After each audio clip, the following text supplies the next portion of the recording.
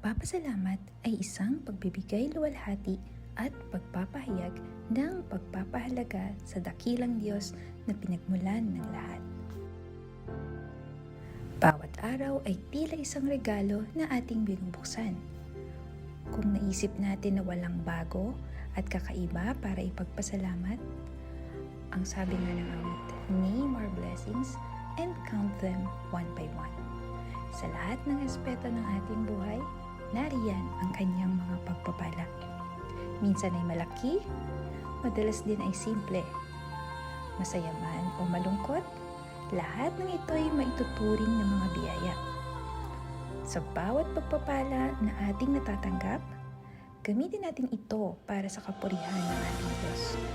Ang pagpapasalamat sa ating Diyos na siyang patuloy na nagbibigay sa atin ay nagpapakita na ang ating Diyos ay tunay na tapat, laging nasa tamang panahon, sapat at sagana. Mula pa lang sa pagdilat ng ating mga mata, isang biyaya ng ating maituturing na natanggap mula sa ating Diyos. Tanda ito na maaari pa natin maipagpatuloy ang ating mga nasimulan sa natapos na araw. Ang ating iglesia na nagiging pansamantalang tagpuan ng mga kapatiran upang mag-aaral ng papuri at pasasalamat sa ating Diyos ay dapat din natin ipagpasalamat. Ang mga kapatiran na patuloy na nakaka-fellowship, nagiging daluyan ng kagalakan at inspirasyon sa paglakad ayon sa kalooban ng ating Diyos ay dahilan upang lalong hindi tayo huminto sa pagpapasalamat.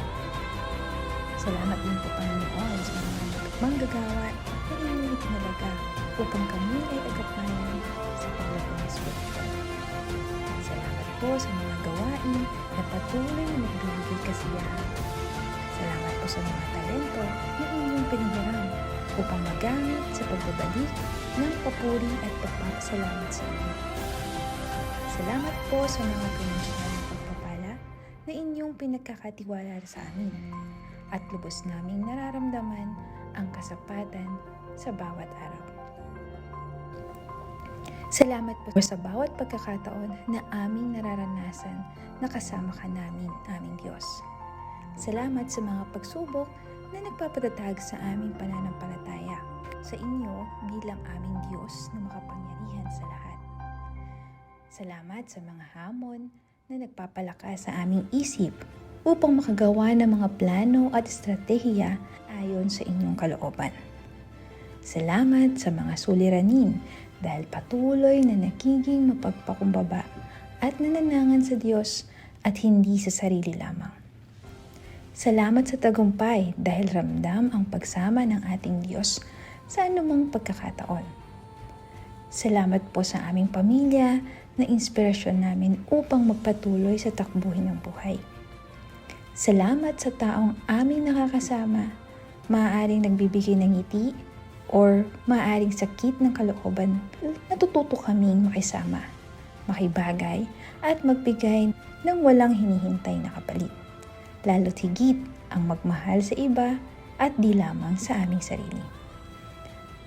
Salamat po sa mga paa upang kami patuloy na makalakad sa landas na nais mong aming tahakin. Salamat po sa mga tainga na patuloy na nakakarinig, mga kamay na patuloy na nakakagawa, at malusog na pangangatawan na nararanasan ang karangyaan habang ang iba ay hindi. Salamat po sa mga araw na kami ay nasusubok upang patuloy kaming lumago at maging matiyaga sa paghihintay sa kalooban ng ating Panginoon at manangan sa kanyang tunay at wagas na kapangyarihan at makapangyarihang pangalan. Amen.